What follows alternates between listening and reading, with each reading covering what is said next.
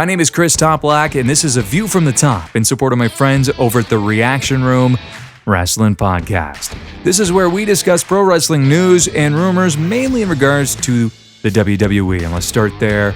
Survivor Series is set to be 4 hours long. The pre-show will start at 6 p.m. in the East. It will run for an hour. The actual pay-per-view itself will run from 7 p.m. to 11 p.m. There's never such a thing as too much wrestling unless it is Raw and the creative team is heavily involved, which happens more often than not.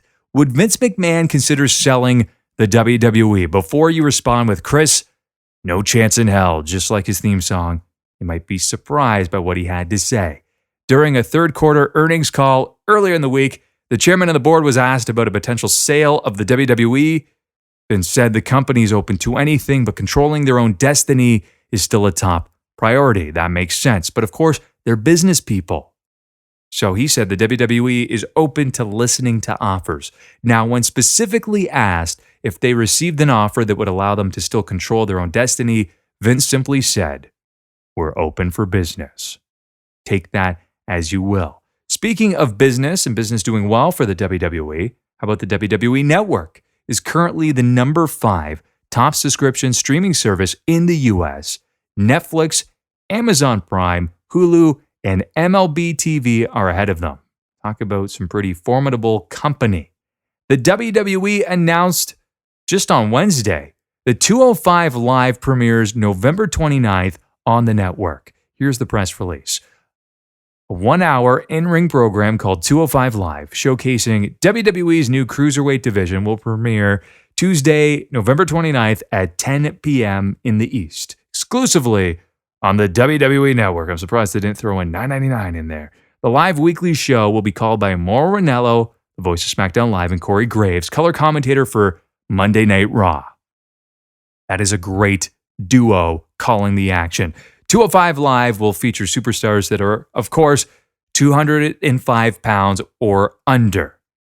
Basically makes sense, right? So looking forward to that. Of course, they have a lot of talent in that cruiserweight division, so I imagine that's going to be a must-see show. And I'm in favor of any added original content on the network. Austin Aries was recently injured. It was during a recent NXT Live show that he suffered an eye injury.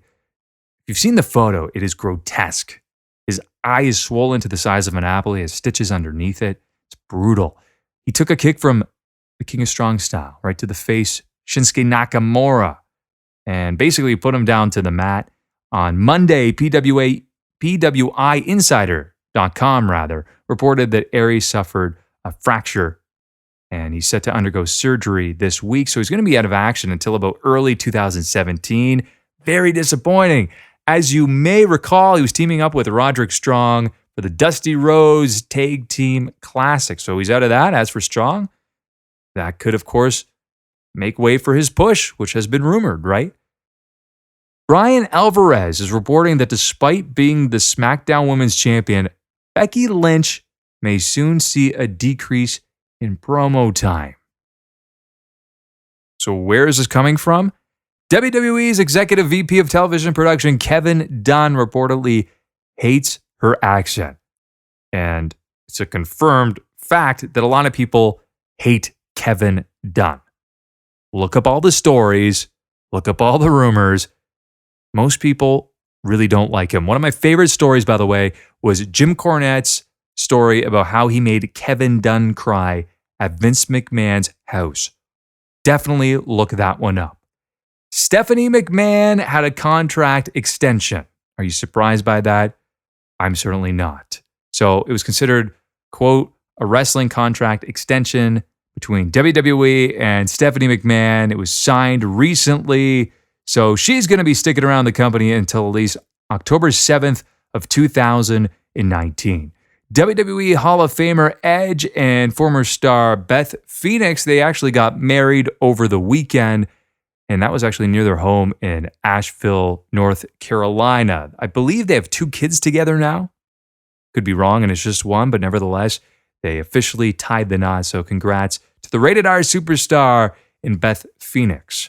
Move over to TNA news, and boy, a lot of this is pretty depressing. So Billy Corgan has been in the middle of a lawsuit with TNA Wrestling. Doesn't sound like it's going well because, as it turns out, Judge Hobbs Lyle has ruled against Billy Corgan's request for a temporary injunction. What does this mean exactly? Dixie Carter will now be able to make business decisions without Billy Corgan's approval. Ugh. But karma kicks in. In worse TNA news, and how can it get worse than this? They just recently lost their UK television deal. Challenge TV released the following statement. We know that many TNA fans will be disappointed to hear this, but we wanted to let you all know that as of January 2017, Challenge will no longer be the home of TNA in the UK. TNA has been a huge and important part of Challenge's story over the years, and we will treasure some great memories like the British boot camp and UK tours.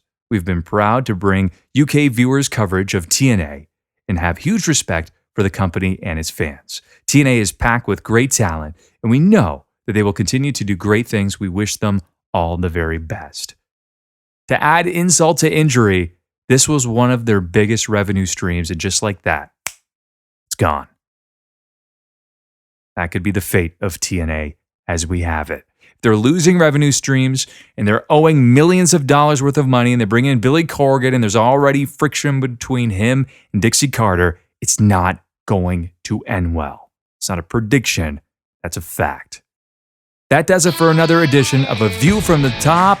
Again, in support of my friends over at the Reaction Room Wrestling Podcast. You want more from me? Head over to my Twitter account @ChrisTopBlack.